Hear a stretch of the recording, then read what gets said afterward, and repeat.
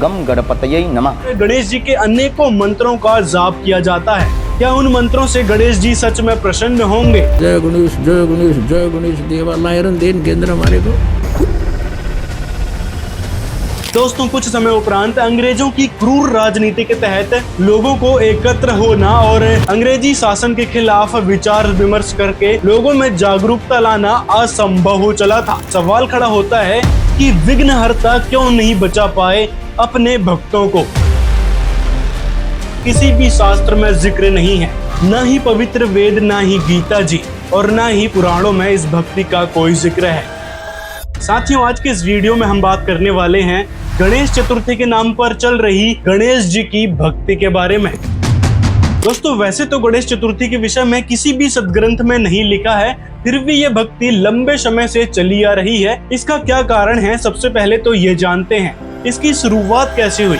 दोस्तों, वीडियो शुरू करने से पहले आपको यहाँ पे क्लियर कर देते हैं कि हम किसी भी देवी देवताओं का अपमान नहीं करते। उनकी साधना किस प्रकार करनी चाहिए, महापुरुषों ने कैसे बताया है, शास्त्रों में क्या विधि बताई गई है, उसके बारे में बताते हैं। अब शुरू करते हैं वीडियो को।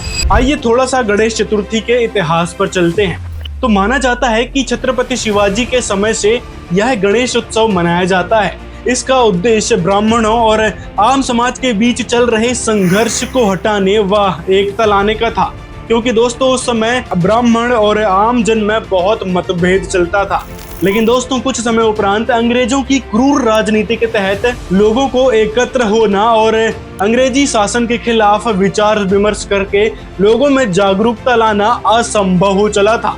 फिर महाराष्ट्र में बाल गंगाधर तिलक ने 10 दिन के गणेश उत्सव की घोषणा की और इससे लोगों को एकत्रित होने और जानकारी के प्रसार के लिए एक मौका मिल गया। तो धार्मिक कार्यों को देखते हुए अंग्रेजों ने ऐतराज नहीं जताया और इस प्रकार शुरू हो गया ये गणेश चतुर्थी का महोत्सव। धीरे धीरे इसे जश्न के रूप में बिना कारण जाने ही यह मनाया जाने लगा। लेकिन दोस्तों, जैसे कि हमने बताया कि गणेश जी की मूर्ति बनाकर और उनकी पूजा भक्ति करने का किसी भी शास्त्र में जिक्र नहीं है, न ही पवित्र वेद, न ही गीता जी और न ही पुराणों में इस भक्ति का कोई जिक्र है। और देवी भागवत महापुराण में तो यहाँ तक लिखा है कि शिव जी से जो गणों के अधिपति गणेश जी उत्पन्न हुए हैं, उन गणेश जी को जो लोग भजते हैं उनकी यह शरणागति व्यर्थ है। अब दोस्तों, आप समझ ही गए होंगे कि किसी भी सदग्रंथ में गणेश जी की मूर्ति बनाकर भक्ति करने का कोई जिक्र नहीं है। अब दोस्तों, यहाँ पे थोड़ा विचार कीजिए, जब गणेश चतुर्थी का उत्सव मनाया जाता है वहाँ पे कितने सारे हादसे होते हैं। पिछले साल का ही हादसा देख लीजिए। गणपति विसर्जन के दौरान नदी में डूबने से 7 लोगों की मौत। अब दूसरी खबर ये है जिसमें गणेश जी की मूर्ति विसर्जित करते समय सिर्फ 20 सेकंड में ही 13 लोगों की मौत हो गई। तो दोस्तों, ऐसे ढेरों खबरें आपको देखने को मिल जाएगी जिसमें गणेश उत्सव के समय या फिर गणेश जी की मूर्ति विसर्जित करते समय कई सारे लोगों की मौत हो जाती है। अब ऐसे हादसे देखकर सवाल खड़ा होता है कि विघ्नहर्ता क्यों नहीं बचा पाए अपने भक्तों को? साथ में जब गणेश जी का विसर्जन हो जाता है तो नदियों में कुछ इस प्रकार की हालत हो जाती है। देखिए किस प्रकार बप्पा की मूर्ति ऐसे ही पड़ी है।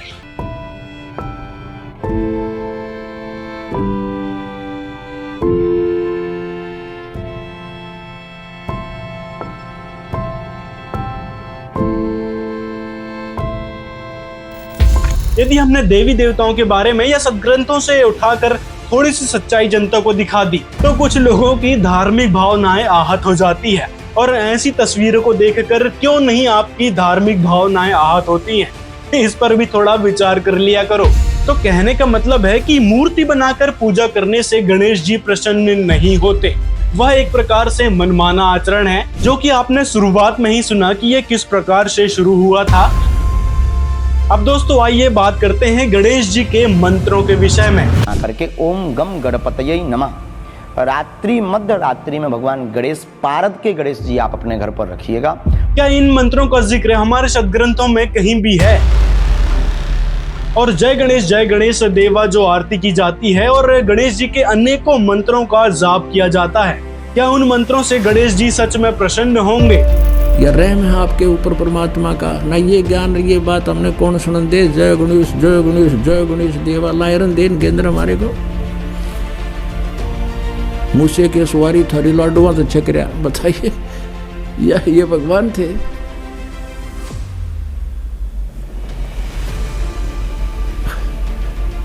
हमने ज्ञान था नहीं, हम इनने के चिपटे रहे सारी उम्र। और वास्तव में गणेश जी को प्रसन्न करने का वह मूल मंत्र क्या है, तो आइए जानते हैं संत रामपाल जी महाराज जी से। हम गणेश गणेश जय गणेश देवा करते रहे, ये नहीं सुनेंगे। जैसे जोटे को जोटा जोटा करते रहो, भैंसा भैंसा करते रहो, नहीं सुनता। उसका एक मूल मंत्र है, उसको कर दो हर, वो तभी यूं देखेगा और ऐसे चकोना होगा। दूसरी बार कर दिया तो उधर दौड़ने की चेष्टा करेगा। इसी प्रकार जो ये मंत्र परमात्मा ने हमें बताए हैं, इन देवताओं के विशेष मंत्र हैं, इनको खींच लेते हैं, ये विवश है इनका। तो इन मंत्रों का थोड़ा ही जाप करने से आपको बहुत लाभ होना शुरू हो जाता है। अब पहले तो आपको प्रथम मंत्र दिखाते हैं कि प्रथम मंत्र क्या है। ये देखिएगा, ये हमारा बॉडी का चित्र है, इसमें ये कमल बने हुए हैं। ये मूल कमल में गणेश जी और इसका ये किलियम जाप है, और इससे ऊपर स्वाद चक्र अनुष्ठान, ये स्वादिष्ठान अनुचक्र भी कहते हैं। इसकी 4 पंखड़ियां, इसकी 6 पंखड़ियां दूसरे कमल की, और सावित्री ब्रह्मा इसका ओम जाप है। यहाँ विष्णु लक्ष्मी और विष्णु का जाप है, ये नाभि कमल है, और इसका ये हरियम जाप है। ये शिव और पार्वती रहते हैं। यहाँ परमात्मा ने इनको मंत्र दिया था, ये मंत्र। तो उसके बाद ये उनके शिष्य बने थे, उसके बाद शंकर भगवान इसी का जाप करते, इसलिए सोहम जाप यहाँ इसका कहा गया। अब यहाँ देखिएगा, ये दुर्गा है, इसका ये 16 पंखड़ियों का कमल है, कंठ के अंदर है, और ये इनका जाप है।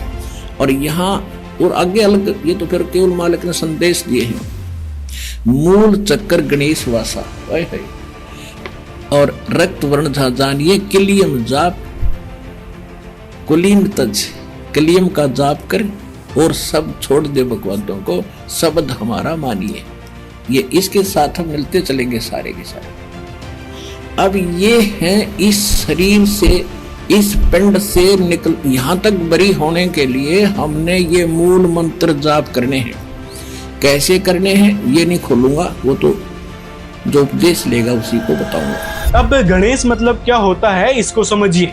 गणेश मतलब गणों का ईश, लेकिन कौन है वह वास्तविक गणेश जिसे आदि गणेश भी कहा जाता है? ये गणपति गणेश आदि देवता है। आदि माने जब से सृष्टि की रचना हुई तब ब्रह्मा जी ने सबसे पहले इसी गणपति गणेश देवता को प्रकट। वास्तव में गणों के ईश हैं कबीर साहिब, जिनका वर्णन पवित्र गीता जी और पवित्र वेद, यहाँ तक कि कुरान शरीफ, बाइबल, गुरु ग्रंथ साहिब सभी सदग्रंथों में है। कबीर सागर में तो कबीर साहिब की पूरी महिमा भरी पड़ी है, इसलिए उन्हें गणों का ईश यानी आदि गणेश कहा जाता है। सभी देवताओं की उत्पत्ति और संसार की उत्पत्ति उस कबीर साहिब ने ही की है। वे ही सभी आत्माओं के जनक हैं, और कबीर साहिब की वास्तविक शास्त्रानुकूल भक्ति से ही वह परमात्मा और सभी देवी देवता लाभ देते हैं। अब इन सारे देवी देवता ब्रह्मा, विष्णु, महेश, दुर्गा जी और गणेश जी की भक्ति कैसे करनी चाहिए, इसके बारे में सुनिए। भजन करो उस रब का जो दाता है कुल सब का, भजन करो उस रब का जो दाता है कुल सब का। उस रब का, तत् ब्रह्म का, परम अक्षर ब्रह्म का की भक्ति करो, भजन करो उस रब का जो दाता है कुल सब का, जो कुल का मालिक है, सबका पालन पोषण करता है। तो उसी की तरफ संकेत आपको उसी की तरफ ले जाया जाता है। अब उसके ज्ञान को उस पूर्ण ब्रह्म परमेश्वर के गुणों से परिचित करके आपकी रुचि उधर बढ़ाई जा रही है। अभी तक तो हम ब्रह्मा, विष्णु, महेश तक सीमित थे, इन्हीं की पूजा करते थे, और ब्रह्मा, विष्णु, महेश की पूजा शास्त्र विरुद्ध है, शास्त्र विधि विरुद्ध है, क्योंकि ये स्वयं कहते हैं, इनको खुद ज्ञान नहीं भगवान कौन है, वो क्या पूजा करनी चाहिए, और वो कहते हैं मैं देवी की पूजा करता हूँ और हम इनकी पूजा कर रहे हैं। जबकि ब्रह्म से पूजा स्टार्ट होती है, ब्रह्म से साधना स्टार्ट होती है, और हमने पूजा करनी है पूर्ण ब्रह्म की, पूर्ण ब्रह्म की पूजा करनी है, और फिर हमारे शुभ संस्कार बनेंगे, शास्त्र अनुकूल संस्कार बन करके फिर ब्रह्मा विष्णु महेश जी के पास जाएंगे, वो हमें फल देंगे। अब जैसे हम कैसे साधना करते हैं और कैसी करनी चाहिए, कई भक्त आत्मा प्रथम बार सत्संग सुनते हैं और सुनते ही ये सोच लेते हैं कि ये रामपाल तो ब्रह्मा विष्णु महेश की आलोचना करता है, निंदा करता है और ब्रह्मा विष्णु महेश की पूजा को मना करता है। नहीं, ये दास केवल इतनी प्रार्थना करता है कि जो साधना आप कर रहे हो वो शास्त्र विरुद्ध है, शास्त्र विधि त्याग के मनमाना आचरण है। गीता जी अध्याय नंबर 16 के श्लोक नंबर 23 में कहा कि शास्त्र विधि को त्याग कर जो मनमाना आचरण अर्थात मनमानी पूजाएं करते हैं उनको ना तो कोई सुख होता है, ना उनकी गति होती है, ना उनका कोई सिद्धि प्राप्त होती है। यूजलेस। अब कैसे शास्त्र अनुकूल साधना कौन सी है? गीता जी अध्याय नंबर 18 के श्लोक नंबर 62 में कहा कि अर्जुन तू सर्वभाव से उस परमेश्वर की शरण में जा, उसकी कृपा से तो परम शांति और शाश्वत स्थान को प्राप्त होगा। अब उस परमेश्वर की भक्ति कैसे करनी है, हम कर किसकी रहे हैं, शास्त्र अनुकूल साधना कौन सी है, देखिएगा। अब जैसे आप कोई भक्ति रूपी पौधा लाए, आप मान ले आम का पेड़ लाए, पौधा छोटा सा, और उसको ला करके आपने मिट्टी या गमले में कैसे लगाया, जड़ को मिट्टी में दबा दिया गहरा, और फिर पूजा शुरू की, सिंचाई शुरू की जड़ की, और उस जड़ की सिंचाई करने से वो पौधा फिर पेड़ बन गया। फिर उसके टहनियाँ आई, शाखाएं, उन शाखाओं का फल लगे, उन फलों से हम वो फल हमें उन शाखाओं ने दिए। तो वृक्ष की जो शाखा होती हैं वो अनादरणीय नहीं, वो कोई अभिन्न, वो भिन्न अंग नहीं है, पेड़ का अभिन्न अंग है। उनको छोड़ना, तोड़ना, फेंकना कोई कह नहीं सकता जो समझदार व्यक्ति होगा। अब देखिएगा, ये शास्त्र अनुकूल पौधा, भक्ति रूपी पौधा ऐसे बीजना चाहिए, यानी शास्त्र साधना ऐसी है। देखिएगा, ये है एक, मान लिया हम पौधा लाए, शास्त्र अनुकूल साधना अर्थात सीधा बीजा हुआ भक्ति रूपी पौधा, ये तरीका इसके बीजने का। ये परम अक्षर ब्रह्म, ये परमेश्वर है, कबीर देव है, कबीर जी हैं, सतपुरुष है, और ये जड़ है इस भक्ति रूपी पौधे की, पेड़ की, पौधे की। अब यहाँ इस पौधे की हमने जड़ की सिंचाई की, यानी इस मूल परमात्मा की हमने भक्ति प्रारंभ की।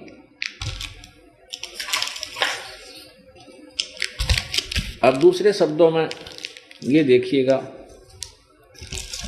हमने परम अक्षर ब्रह्म की, हमने परम अक्षर ब्रह्म की पूजा शुरू की,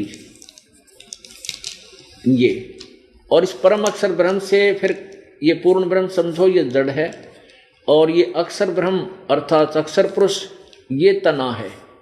इस जड़ से खुराक, फिर ये जो सिंचाई, ये पूजा, इस पूजा की फल कहाँ, यहाँ से शुरू हुआ और यहाँ गया तना में, फिर ये है डार, मोटी डार, इसको अक्षर ब्रह्म कहो या अक्षर पुरुष कहो, ये निकाल, और इसके ये तीन पुत्र हैं, रजगुण ब्रह्मा, सदगुण विष्णु, तमगुण शिव जी रूपी शाखा हैं। अब ये यहाँ सिंचाई, ये सारी खुराक जड़ से चली और इन तीनों शाखाओं को फल लगे, यानी बड़ा हुआ पेड़ और फिर फल लगेंगे इन ब्रह्मा विष्णु महेश रूपी शाखाओं को, ये हमें फल देंगे उस समय जब हम इस पूर्ण ब्रह्म की पूजा करेंगे, इसकी सिंचाई करेंगे। शास्त्र कुल साधना है, इसकी भक्ति करने से हमारे शुभ संस्कार बनेंगे। दयालु परमात्मा तो इन सबसे न्यारा है, दीन दयाल है, वो कबीर भगवान है। गीता जी अध्याय नंबर 7 के श्लोक नंबर 16, 17, 18 में कहा है कि मेरी साधना यानी ब्रह्म सत्र की साधना 4 प्रकार के करते हैं। ब्रह्म को इष्ट मानकर 4 प्रकार के साधक आश्रित हैं। एक तो आर्त वो होते हैं जो अपना संकट निवारण करने के लिए जंतर मंत्र, छू मंत्र करते हैं, जाप जोप करते हैं, तो वेदों के मंत्र को ले लेते हैं, कोई 2-4 मंत्र छांट लिए उन्हीं से अपना अनुष्ठान करते रहते हैं। वो अन्य किसी पुराण के या और कोई किसी के साधना का आसरा नहीं लेते। जय गणेश देवा माता थारी पार्वती, कहते इस तरह की वो आरती नहीं करते। तो दोस्तों ये थी सच्चाई गणेश चतुर्थी की। यदि आपको वीडियो पसंद आया हो तो लाइक जरूर करें और इस वीडियो को ज्यादा से ज्यादा अपने मित्रों तक शेयर करें। और संत रामपाल जी महाराज के अवतरण दिवस को लेकर वीडियो को आप यदि देखना चाहते तो यहाँ पे आपको वीडियो दिख जाएगी, उसको आप देख सकते हैं। तो मिलते हैं अगले वीडियो में।